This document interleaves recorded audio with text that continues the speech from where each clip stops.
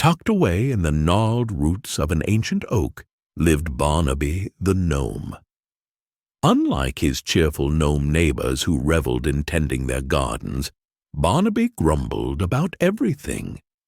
Sunlight was too bright, mushrooms were too damp, and butterflies, well, butterflies were just plain annoying.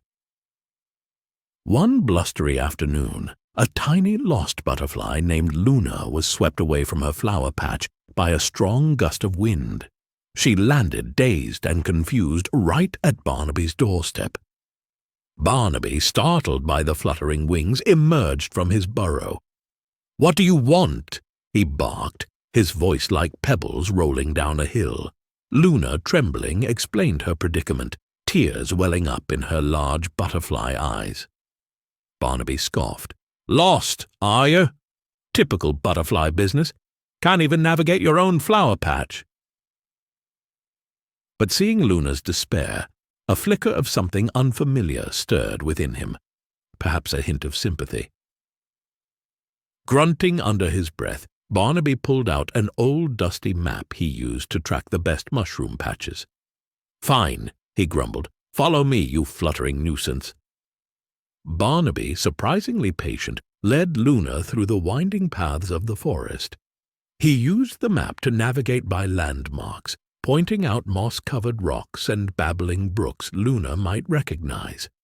Finally, Luna spotted a familiar cluster of wildflowers, her home.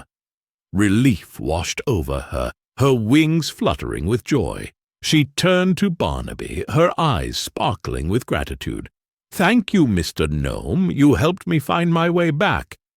Barnaby, surprised by the warmth in his own chest, simply mumbled a "don't mention it," and retreated back to his burrow. But as he settled in for a grumpy nap, a tiny smile tugged at the corner of his beard. Maybe, just maybe, butterflies weren't so bad after all. Remember, even the grumpiest among us can surprise themselves. Sometimes a little kindness can go a long way, even if it comes from a grumpy gnome with a heart of, well, maybe not gold, but perhaps a bit less grumpy than before.